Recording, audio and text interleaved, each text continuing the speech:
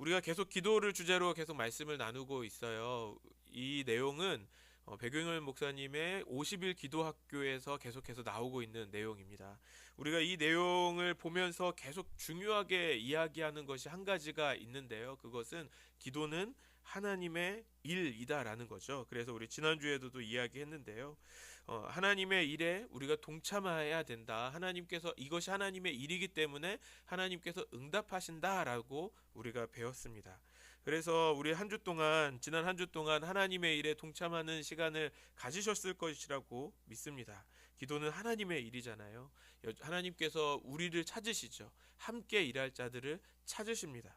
특별히 성벽이 무너질 때 그 무너지는 성읍 안에서 기도로 막아설 사람을 찾으신다라고 말씀드렸습니다. 오늘 우리가 그 한 사람이 되는 저와 여러분 되시기를 소망합니다. 앞으로 계속해서 이 기도의 은혜와 능력, 또 어떻게 기도해야 될지를 계속해서 나누게 될 건데요. 앞으로 나누는 이야기들을 통해서도 우리의 기도에 응답하시는 하나님의 그 응답을 경험하시기를 바랍니다. 오늘 우리 옆에 있는 분들에게 그럼 이렇게 다시 한번 인사하실까요? 기도의 역사를 경험합시다. 네, 아멘. 오늘 우리가 함께 나누고 싶은 주제는 기도는 하나님의 약속이다라는 겁니다. 오늘 본문 말씀은 우리가 기도학교 내용을 시작할 때부터 계속해서 다뤘던 말씀이에요. 너는 내게 부르짖으라 라고 말씀하세요. 왜요? 내가 내게 응답하겠다라고 약속하시기 때문입니다. 그래서 우리의 기도와 다른 종교의 기도가 다르다고 계속 말씀을 드렸어요. 우리만 기도하는 것이 아니잖아요. 다른 종교도 기도하잖아요. 불교도 기도하고 이슬람도 기도하고 심지어 무속신앙을 믿는 사람들도 기도해요. 이런 여러 종류의 기도들은 어떻게 생겨난 것이죠? 사람들이 직접 만들어내서 생겨난 것이 그들의 기도죠. 우리나라만 봐도, 우리나라의 문화만 봐도 너무 쉽게 알 수 있어요. 오래된 나무에다가 줄을 쳐놓고 기도하죠. 또 아주 큰 돌이나 아주 멋진 그 바위에다가 이름을 붙여놓고도 기도해요. 또는 우리 나중에는 우상을 직접 만들어서까지도 그렇게 기도하는 거예요. 왜 그렇게 기도하죠? 내가 그렇게 정성을 다하면 내가 바라고 원하는 그 어떤 존재가 내 정성을 보고 응답을 해줄 것이다 라고 생각하기 때문에 그렇습니다. 그런데 우리의 기도는 다른 거예요. 왜냐하면 하나님께서 약속하셨기 때문에 우리의 기도와 그들의 기도가 다른 겁니다. 우리의 기도는 우리의 정성이 먼저가 아니라는 겁니다. 하나님의 약속이 먼저 있기 때문에 응답이 있는 거예요. 하나님은 우리에게 응답하실 것이라고 약속을 주셨습니다. 그래서 우리는 기도하면 반드시 응답이 있는 거죠. 여기에서 중요한 것은 약속이 중요합니다. 우리가 얼마나 열심히 얼마나 열정을 다해서 기도했느냐가 중요한 것이 아니라 하나님의 약속이 먼저 있었다라는 것이 중요하다는 겁니다. 이 약속은 우리가 하는 사람과 사람 사이에서 이루어지는 그런 약속이 아닙니다. 하나님과 하는 약속, 하나님께서 주신 약속을 말하는 것이죠. 여러분 한번 생각해 보세요. 사람과 사람 사이에 우리가 많은 약속들을 하고 살지 않습니까? 그러면 그 약속들 여러분 잘 지키고 계시죠? 우리 안성열린교회 성도님들 정도 되면 모든 사람들의 신뢰를 받을 만하신 분들이 되기 때문에 약속을 하면, 누군가와 약속을 하면 그 약속을 잘 지키신다고 저는 조금 믿어 의심하지만 잘 지키실 것이라고 믿습니다. 그런데 약속을 잘 지키는 사람들이 있죠. 정말 신뢰할 만한 사람들이 있어요. 그런데 사람 사이 그런 사람들이 있지만 그렇게 약속을 지키는 것이 생각만큼 쉽지는 않은 것 같아요. 저만 해도 그래요. 제가 저희 아이들하고 약속을 굉장히 많이 하겠죠. 여러분 자녀 키워보셔서 알잖아요. 아이들과 얼마나 많은 약속을 하십니까? 아빠가 다음에 이거 해줄게 저거 해줄게 열심히 약속하고 아이들과 지내죠. 그런데 저는 생각합니다. 저는 분명히 약속을 많이 잘 지켜주는 아빠라고 생각하지만 저희 아이들이 어떻게 생각할지는 나중에 한번 물어보시면 될 것 같은데요. 저희 아이들에게 늘 아빠는 거짓말쟁이인 거예요. 왜냐하면 아빠는 약속을 맨날 저버리는 거죠. 맨날 이거 해줄게 저거 해줄게 라고 약속을 했는데 뒤돌아서면 아빠는 약속을 지키지 않았어 라고 말하는 거예요. 아무래도 좋은 아빠가 아닌가 봅니다. 여러분 사회생활 하시면서는 어떠세요? 사회생활 하시면서도 마찬가지 아닙니까? 여러분 모든 약속을 다 잘 지키고 계십니까? 어렵죠. 쉽지 않아요. 우리가 때로는 분명히 지켜야 되는 약속이 있지만 또는 그런 쉽게 지나쳐 버려야 되는 그런 약속도 있는 거죠. 그래서 사람과 사람 사이의 약속에는요, 한 가지 조건을 내달죠. 한 가지 조건을 내는 거예요. 예를 들면 이런 거죠. 계약하는 거예요. 계약도 약속이잖아요. 저는 집을 사지는 못해봤지만 전세 계약은 여러 번 해봤어요. 처음에 계약하면서 계약금을 걸죠. 그리고 그 계약금을 내고서 입주하는 날까지 잔금을 치러야 돼요. 그게 약속이에요. 그래야지 그 전셋집에 들어갈 수 있잖아요. 그런데 만약에 제가 그 잔금을 다 치르지 못하면 제 계약금은 위약금으로 날리게 되고 그 집에 들어갈 수가 없게 되는 거예요. 약속을 이룰 수 없는 거죠.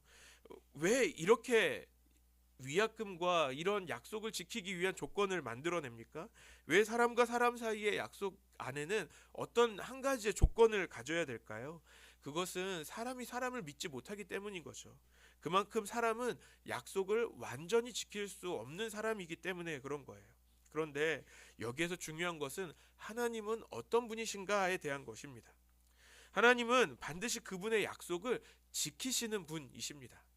그래서 기도가 반드시 응답되는 이유가 있다면 기도는 하나님의 약속이기 때문에 그런 거예요. 그리고 그 약속하신 분이 하나님이시기 때문에 우리의 기도는 반드시 응답이 되는 것입니다. 그러니까 이 약속은 사람의 약속이 아니라 하나님이 우리에게 주신 약속이기 때문에 반드시 응답된다라는 것이죠. 그러면 우리가 먼저 살펴볼 것이 있어요. 그것은 뭐냐면 하나님의 약속이 무엇이냐인 것입니다. 하나님의 약속이 가진 세 가지 특징을 먼저 살펴보려고 하는데요.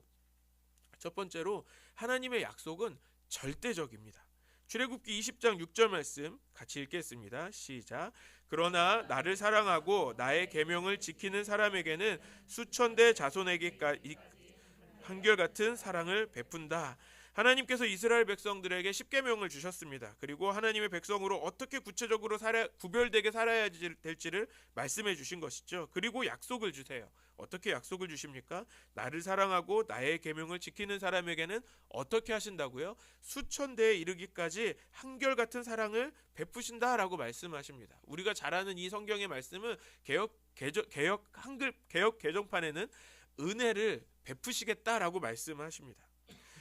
이것은 우리의 자손 또 우리의 아들, 손주 몇몇 대까지만이 아닌 거죠. 수천 대 앞으로도 계속해서 주시겠다는 거예요. 그런데 여기에서 주시는 이 약속은 무슨 약속입니까? 하나님께서 반드시 그 일을 하시겠다라는 약속이에요. 하나님께서 반드시 그 은혜를, 그 사랑을 한결같이 베풀어 주시겠다라는 약속인 거죠. 그러면 이것은 무엇입니까? 하나님의 약속은 절대적이라는 겁니다. 하나님은 반드시 그 약속을 지키시는 분이라는 거예요. 사람은 절대적이지 못하잖아요. 사람의 약속은 절대적이지 못해요. 아무리 꼭 지키겠다고 말할지라도 상황에 따라서 아니면 어떤 일들이 일어날지 모르는 그런 어떤 상황에 따라서 못 지켜줄 때가 있는 거예요. 그래서 때로는 위약금을 내면서 계약을 파기하더라도 파기해야 되는 그런 상황이 있을 수도 있는 거잖아요. 또 저희 아이들과 했던 저의 약속을 다 제가 못 지켜줄 수 없을 때가 있는 거죠. 반드시 약속을 지킬 수 있는 사람은 거의 없다는 겁니다. 하지만 우리 하나님은 반드시 약속을 지키시는 분이십니다. 그래서 기도는 무엇이죠? 하나님의 약속입니다. 하나님께서 반드시 응답하실 것을 약속하셨습니다. 그 약속을 경험하는 저와 여러분 되기를 소망합니다. 두 번째로 하나님의 약속의 특징은 그 약속은 일방적인 약속이라는 겁니다. 누가복음 5장 10절 말씀도 우리 또 같이 읽겠습니다. 시작. 또한 세베대의 아들들로서 시몬의 동료인 야고보와 요한도 놀랐다. 예수께서 시몬에게 말씀하셨다. 두려워하지 말아라. 이제부터 너는 사람을 낚을 것이다. 예수님께서 베드로를 부르실 때 하셨던 말씀이죠. 어부였던 베드로에게 주님께서 일방적으로 말씀하고 계시는 겁니다. 베드로는 밤새 물고기를 잡으려고 했지만 물고기를 잡지 못했어요. 그런데 한 마리도 잡지 못한 베드로에게 예수님께서 말씀하시는 거죠. 더 깊은 데에 그물을 던져보라 라고 말씀을 하시죠. 그때 그물이 끊어질 만큼 베드로가 아주 물고기를 잡게 되죠. 그때까지 베드로는 무슨 생각을 했을까요?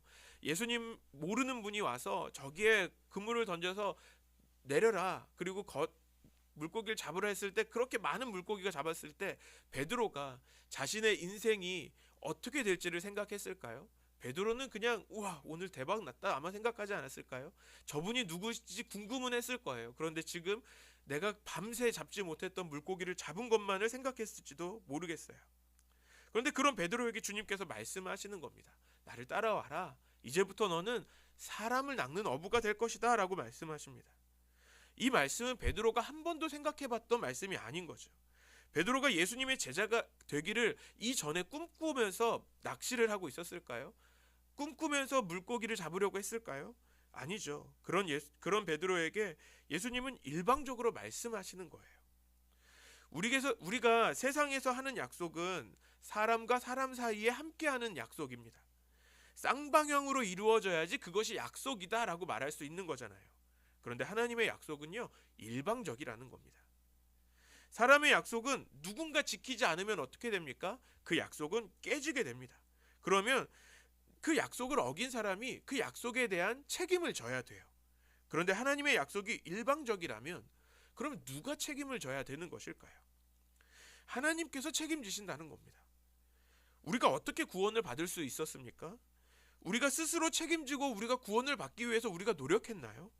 하나님 앞에서 죄를 지은 사람은 누구였습니까? 하나님과의 관계를 깬 사람, 하나님과의 그 약속을 깨버린 사람은 누구였어요? 사람이죠. 우리였습니다. 하나님 앞에 죄를 지은 것은 사람이에요. 그런데 그 잘못에 대한 책임을 하나님께서 지셨어요. 어떻게 해요? 하나뿐인 아들을 이 땅에 보내셔서 그 아들에게 모든 죄를 담당하게 하셨습니다. 그렇게 우리를 책임지신 분이 우리 하나님, 우리 아버지이십니다. 우리가 책임져야 하는 그 죄를 주님께서 친히 스스로 책임져 주신 것이죠. 그렇게 하나님의 약속은요, 일방적이에요. 기도의 응답도 주님이 책임지신다라는 것입니다. 우리가 얼마나 기도하면, 우리가 얼마큼 많이 기도하면 응답이 되는 것이 아니라는 겁니다. 하나님의 약속이 있기 때문에 우리가 기도하면 응답이 있는 것이죠. 기도의 응답은 하나님께서 주시는 일방적인 약속인 것입니다. 예수님께서 베드로에게 어떻게 약속하셨는지를 한 번 더 생각해 볼까요? 예수님께서 베드로를 부르시면서 조건을 달지 않으셨어요. 베드로야, 넌 이제 시몬이었죠. 시몬아, 넌 이제 베드로가 될 거고, 너는 이제 나를 따르게 될 거고, 내 제자가 될 거고, 내가 죽으면 너는 나를 3번 부인하게 될 거야. 그러니 너 따를래? 라고 말씀하시지 않으셨다는 거예요. 앞으로 너는 내 이름 때문에 고난을 받고 살게 될 거야 라고도 말씀하지 않으셨어요. 베드로 어떻게 죽었습니까? 베드로 죽을 때 십자가에 거꾸로 매달려서 죽었잖아요. 예수님께서 그것을 미리 말씀하신 것이 아니에요. 그냥 단순하게 일방적으로 말씀하셨습니다. 너는 이제부터 사람을 낚는 어부가 될 것이다. 내가 계획했으니 너는 나를 따라오라 라고 말씀하시는 것입니다. 기도도 마찬가지입니다. 우리가 계속해서 이야기하는 것이죠. 기도는 하나님의 일이죠. 하나님께서 시작하셨기 때문에 하나님께서 또 응답하시는 거예요. 우리가 괜히 기도하고 싶어지는 마음이 생기는 것이 아니라는 거죠. 주님께서 우리에게 응답을 주시려고 우리로 기도의 자리로 인도하시는 것입니다. 우리가 그 기도의 응답의 자리를 경험하시기를 바랍니다. 또 세 번째로 하나님의 약속은 축복의 약속입니다. 민수기 6장 24절부터 27절 말씀 또 읽겠습니다. 시작. 주님께서 당신들에게 복을 주시고 당신들을 지켜주시며 주님께서 당신들을 밝은 얼굴로 대하시고 당신들에게 은혜를 베푸시며 주님께서 당신들을 고이 보시어서 당신들에게 평화를 주시기를 빕니다. 그들이 나의 이름으로 이스라엘 자손에게 이렇게 축복하면 내가 친히 이스라엘 자손에게 복을 주겠다. 하나님께서 아론과 그의 아들들을 제사장으로 세우시면서 이 제사장들을 통해서 이스라엘 자손들을 축복하라라고 말씀하시는 내용이죠. 하나님은 이스라엘을, 하나님의 백성을 반드시 축복하기를 원하신다라는 것입니다. 하나님은 어떤 분이십니까? 하나님은 우리에게 복 주시기를 원하시는 분이시라는 것입니다. 하나님께서 우리에게 주신 약속은 저주가 아니라는 겁니다. 축복입니다. 이것은 곧 우리에게 주시는 기도 응답의 축복인 것이죠. 우리에게 복 주시기를 원하시는 그 하나님은 반드시 우리의 기도에 응답하신다는 것입니다. 그렇다면 하나님의 약속은 무엇입니까? 하나님의 약속은 절대적이고요, 일방적이고 또 축복의 약속입니다. 그래서 기도의 응답은요, 하나님의 약속인 것입니다. 절대적으로 응답되는 것이고요, 일방적으로 응답되는 것이고 하나님의 축복으로 우리에게 응답이 있다는 것입니다. 약속된 그 응답을 경험하는 저와 여러분 되시기를 소망합니다. 그러면 오늘 기도가 하나님의 약속이라는 것을 또 세 가지로 한번 살펴보겠습니다. 우리가 기도가 하나님의 약속인 이유는 첫 번째로 같이 읽어볼까요? 시작. 먼저 준비해 두셨습니다. 하나님께서 먼저 준비해 두신 것이기 때문에 그렇습니다. 마태복음 7장 7절 말씀입니다. 구하여라 그리하면 하나님께서 너희에게 주실 것이다. 찾아라 그리하면 너희가 찾을 것이다. 문을 두드려라 그리하면 하나님께서 너희에게 열어주실 것이다. 우리가 이 말씀 계속 보고 있어요. 무슨 말씀이라고 했죠? 주님께서 무엇을 말씀하시는 것이냐면 우리가 구하면 주시겠다가 아니라 이미 준비되어 있으니 주시겠다라는 말씀이라고 계속 말씀드렸습니다. 우리는 기도에 대해서 생각할 때 내가 기도를 해야지만 응답이 있을 거라고 생각합니다. 나의 기도가 먼저 있어야 되는 것처럼 생각하는 거죠. 그런데 하나님의 약속은 무엇입니까? 주님께서 주시겠다라는 겁니다. 우리 주님은 주고 싶으시기 때문에 우리에게 구하라고 말씀하시는 거예요. 이제 연말이에요. 이제 연말이 지나면 어떤 일이 일어납니까? 이제 명절이 다가오죠. 여러분 명절에 여러분 뭘 준비하시죠? 세뱃돈 준비하시지 않으십니까? 자녀들에게 또 손주들에게 또 조카들에게 이때 세뱃돈을 준비하시면서 무엇을 말씀하시죠? 어서 와서 세배해라 라고 말씀하시잖아요. 그러면 뭐 줄 거예요? 세뱃돈을 줄 거니까요. 여러분 혹시 그 말씀을 하실 때 내가 좀 세배를 받고 싶어서 1년에 한 번 있는 날 세배 받고 싶어서 그 말씀을 하시나요? 여러분 한번 생각해 보시겠어요? 여러분 나의 조카들에게 또는 자녀들에게 와서 세배해라 라고 말씀하실 때 내가 우리 아이들에게 세배를 받아서 내가 좀 이제 어른이 되었구나 라는 걸 느끼고 싶으셔서 혹시 와서 세배해라 라고 인사하시는 분은 아마 없으실 거예요. 여러분 왜 그렇게 얘기를 하시는 거예요? 세뱃돈 주고 싶어서 그렇게 하시는 것 아닙니까? 여러분 세뱃돈 어떻게 주세요? 세배를 받자마자 당장 은행으로 뛰어가서 그때 다시 돈 찾아서 세뱃돈 주시나요? 아니잖아요. 명절이 오기 전부터 세뱃돈을 준비하시잖아요. 아주 깨끗한 돈으로 빳빳한 돈으로 준비하셔서 예쁜 봉투에 담아서 이미 준비해 놓고 계시는 거잖아요. 그럼 세배를 하라라는 말은 무슨 뜻이에요? 내가 용돈 줄게 이런 말씀 아닙니까? 저희 집 아이들도 머릿수가 많아서 명절 때 참 수입이 짭짤합니다만 그래서 명절 때마다 너무 민망한 거예요. 제가 세뱃돈을 주는 거에 비해서 저희 아이들이 너무 많이 받아서 저도 세뱃돈을 준비를 합니다. 조카들이 한 명 한 명씩밖에 없는데 그 아이들에게 아주 큰 돈을 준비해요. 왜 그럽니까? 주고 싶으니까 준비하는 거예요. 우리 주님도 마찬가지예요. 주고 싶으셔서 우리 주님이 응답을 기다리고 계시는 거예요. 구하여라 그리하면 하나님께서 너희에게 주실 것이다 라는 말씀의 뜻은 주님께서 주고 싶으시다라는 겁니다. 우리를 위해서 예비해 두셨다라는 거죠. 지난 여름 수련회 때 이렇게 보물찾기 같은 걸 하면서 지령을 찾는 코스가 있었어요. 이 장면은 지금 스태프들이 그 캡슐에다가 그 어디 순례자를 찾으세요라는 문구를 써가지고 이렇게 숨기고 있는 거예요. 네, 저희 예나 쌤도 보이죠? 그럼 이렇게 숨긴 거를 아이들이 찾는 겁니다. 여러분 보시기에 굉장히 꽁꽁 숨었을 것처럼 보이지만 대충 숨겼습니다. 저도 그냥 여기저기 던져놨어요. 그래서 아무리 봐도 쉽게 보일 만큼. 그런데 이 아이들이 잘 찾으면 다행인데 안 보인다는 거예요. 도대체 어디 있냐고 난리를 치는 거죠. 그러면 저희가 할 말은 뭘까요? 어디다 숨겼어요? 거기 숨겼어. 찾아봐 있어 라고 말하는 거예요. 근데 결국에는 찾게 돼요. 보시는 사진을 자세히 보시면 아이들이 뭔가 펼쳐서 보고 있는 친구들이 있잖아요. 바로 찾은 친구들입니다. 아무리 눈에 보이지 않는다고 하더라도 찾으면 있다는 거예요. 주님께서 우리를 기도의 자리로 인도하시는 이유도 마찬가지죠. 우리가 구하라고 하시고 우리에게 찾으라고 하신다는 것은 이미 응답을 예비해 두셨기 때문에 그런 겁니다. 우리가 이 시간 주님의 마음을 알게 되기를 소망합니다. 주님은 주시고자 하시는 그 주님의 마음이 있으십니다. 그 은혜를 경험하는 저와 여러분 되시기를 바랍니다. 두 번째 같이 읽겠습니다. 시작. 먼저 계획해 두셨습니다. 예레미야 33장 3절 말씀. 내가 나를 부르면 내가 너에게 응답하겠고 내가 모르는 크고 놀라운 비밀을 너희에게 알려주겠다.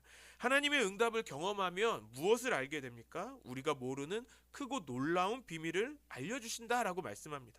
이것은 처음부터 있었던 하나님의 계획입니다. 기도의 응답이 우리가 되지 않을 때 우리는 보통 크게 실망하게 되죠. 왜 나에게는 이런 기도의 응답이 없는가? 하나님은 나의 기도를 들어주시지 않는가 하고 실망하게 되는 거예요. 그런데 그 기도의 응답이 내 뜻대로 되지 않았다고 해서 그 기도가 실패한 것이 아니라는 겁니다. 때로는 하나님께서 우리의 기도를 막으실 때가 있어요. 왜 그렇습니까? 하나님의 뜻이 있기 때문에 그런 것이죠. 하나님께서 우리를 올바른 길로 인도하시기 위한 것이에요.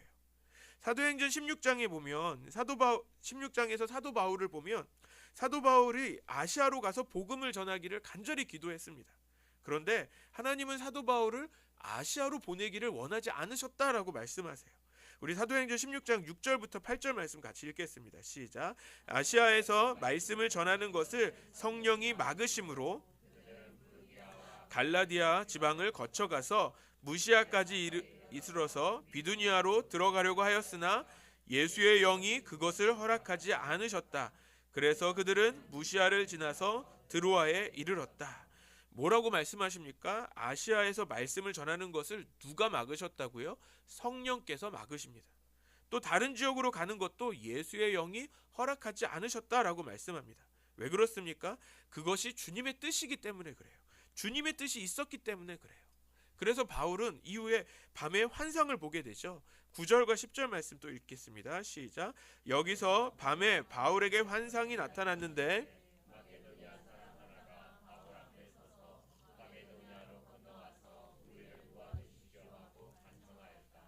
그 환상을 바울이 본 뒤에 우리는 곧 마케도니아로 건너가려고 하였다.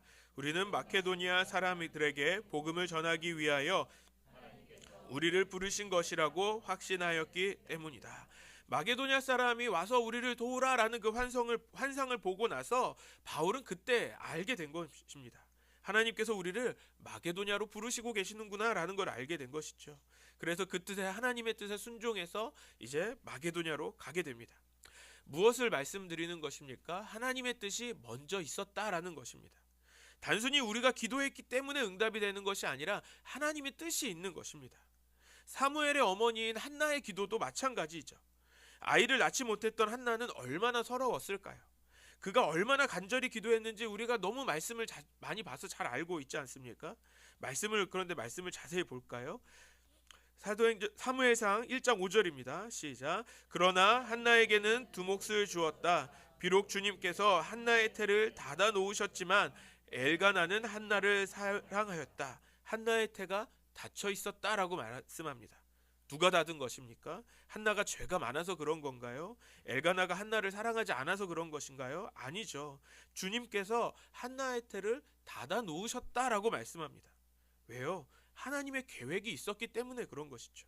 한나가 자식이 없는 서러움을 지금 당하고 있을지라도 주님은 한나를 통해 사무엘을 예비해 두시고 계셨던 겁니다. 바로 하나님의 계획이 있었던 거예요. 우리도 그런 경험들을 하지 않으십니까? 너무 이해가 안 되는 그런 상황들이 있잖아요. 마치 하나님께서 나의 기도에 왜 응답하시지 않을까 하는 거예요. 그런데 우리가 다시 언젠가 시간이 지나서 우리가 다시 우리의 인생의 뒤를 돌아보면 여러분 어떠셨나요? 우리의 모든 시간들이 하나님이 역사하셨던 시간 아니셨나요? 하나님의 인도하심이 있었죠. 주님께서 내 기도를 분명히 안 들어주신 줄 알았는데 그때는 하나님이 너무 원망스러웠지만 지금 다시 보면 하나님이 나를 인도하시고 하나님이 나를 붙잡으시는 또 나의 기도를 바꾸셔서 응답하시는 하나님의 응답이 있었다는 것을 우리가 경험하지 않았습니까? 하나님은 그분의 계획을 먼저 갖고 계십니다. 그래서 우리가 기도할 때 그분의 계획을 알게 되기를 소망합니다. 세 번째로 같이 읽겠습니다. 시작. 먼저 뜻을 정하여 두셨습니다. 민수기 21장 8절에서 9절 말씀입니다. 주님께서 모세에게 말씀하셨다. 너는 불뱀을 만들어 기둥 위에 달아놓아라. 물린 사람은 누구든지 그것을 보면 살 것이다. 그리하여 모세는 구리로 뱀을 만들어서 그것을 기둥 위에 달아놓았다. 뱀이 사람을 물었을 때 물린 사람은 구리로 만든 그 뱀을 쳐다보면 살아났다. 이스라엘 백성들은 광야를 지나는 중에 계속해서 하나님 앞에 여러 번 불평하는 일들이 발생하죠. 그런데 이스라엘은 어떤 경험을 했습니까? 애굽에서 나오면서 하나님의 놀라운 은혜를 경험했어요. 애굽을 나올 때 하나님께서 애굽에 내린 10가지 재앙을 눈앞에서 직접 경험했죠. 또 애굽에 나와서 낮에는 구름 기둥, 밤에는 불 기둥으로 인도하시는 그 하나님의 은혜를 경험했어요.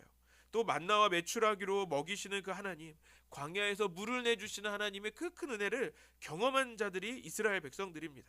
그런데 그런 은혜를 경험했어도 계속해서 광야에서 머무는 시간이 오래되니까 이제 하나님을 또 원망하기 시작하는 거예요. 우리가 언제까지 광야에 있어야 됩니까? 이제 지쳤다라는 것이죠. 그때 주님께서 그런 이스라엘을 심판하십니다.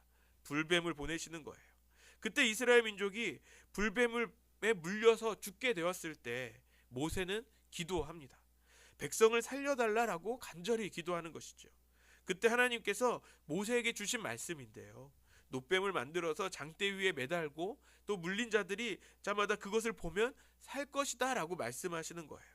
이때 하나님의 말씀대로 장대에 매달린 이 놋뱀을 본 사람은 모두 살아났다라는 내용입니다. 한 사람의 기도로 한 민족이 살아날 수 있다라는 것을 볼 수 있는 장면이죠. 그런데 여기 놋뱀의 이야기를 보면 이스라엘 백성들이 살 수 있었던 그 이유는 무엇입니까? 놋뱀을 바라보았기 때문일까요? 이스라엘 백성들이 놋뱀을 바라보았기 때문에 이스라엘 백성들이 살아나기 전에 하나님께서 먼저 살려주시기로 정하셨다라는 겁니다. 하나님께서 놋뱀을 만들라고 하신 이유가 그 먼저 있었다는 겁니다. 하나님께서 이스라엘을 살려주고 싶으셔서 하는 그 뜻을 정하셨기 때문에 하나님께서 이 놋뱀을 보면 살 것이다 라고 말씀하신 거예요. 기도는 하나님께서 뜻을 먼저 정하신 것입니다. 그래서 우리의 기도에 응답하시려고 주님은 뜻을 정하신 것이죠. 그래서 우리에게 기도하라 라고 말씀하시는 거예요. 그리고 우리를 기도의 자리로 인도하시는 것입니다. 놋뱀을 쳐다보라고 하시는 것은 이미 뜻을 정하셨다라는 것입니다. 주님께서 뜻을 정하셨기 때문에 다시 살 수 있었던 겁니다. 그냥 놋뱀을 들어서 산 것이 아니라는 것이죠. 우리의 기도가 능력이 아니라는 겁니다. 하나님께서 응답하실 것을 약속하셨기 때문에 응답이 있는 거예요. 우리는 내 기도의 능력이 아니라 하나님의 약속을 믿어야 하는 것이죠. 그래서 응답하시는 하나님의 그 약속을 경험하시기를 바랍니다. 이제 말씀을 마무리하겠습니다. 마가복음 11장 24절 말씀 우리 같이 읽겠습니다. 시작. 그러므로 나는 너희에게 말한다. 너희가 기도하면서 구하는 것은 무엇이든지 이미 그것을 받은 줄로 믿어라. 그리하면 너희에게 그대로 이루어질 것이다. 사람 사이의 약속이 이루어지려면 서로에게 믿음이 있어야 되죠. 믿음이 없으면 서로 간에 약속을 할 수 없는 거예요. 그런데 오늘 주님은 우리에게 일방적으로 그 약속을 주십니다. 절대적으로 주시고요. 또 축복으로 주세요. 왜요? 하나님께서 우리에게 믿음을 주시기를 원하시는 것입니다. 그래서 우리가 기도하면 무엇이든지 이미 받은 줄로 믿으라 라고 말씀하십니다. 기도에 대해서 우리가 가져야 할 중요한 생각, 그 태도는 바로 믿음입니다. 하나님께서 우리에게 이 약속을 주신 이유, 우리가 하나님 아버지가 얼마나 믿을만한 분이신지를 알려주시는 것이죠. 하나님께서 오늘도 우리에게 말씀하십니다. 기도하라, 기도의 자리로 나아오라 라고 말씀하십니다. 왜요? 우리에게 하나님께서 우리의 기도에 응답하시겠다라고 약속하시는 것입니다. 우리가 그 약속을 믿고 또 그 기도의 자리로 나아오는 저와 여러분들 되시기를 소망합니다. 그래서 그 응답의 역사를 경험하는 우리 안성 열린교회 되기를 간절히 소망합니다. 우리 다 같이 기도하시겠습니다. 절대적이며 일방적인 축복의 약속을 주시는 하나님 감사합니다. 오늘 주께서 우리에게 기도의 약속을 주셨습니다. 우리가 기도하기 전에 먼저 준비해 두셨고 또 우리가 기도하기 전에 먼저 계획하셨고 또 뜻을 정하여 두셨습니다. 우리에게 약속하신 그 기도의 약속을 우리가 날마다 경험하게 하여 주옵소서. 오늘 우리에게 주신 이 약속을 믿으며 우리가 살아가겠습니다. 우리에게 그 기도의 응답을 예비해 주심을 감사드리며 예수님의 이름으로 기도드립니다. 아멘.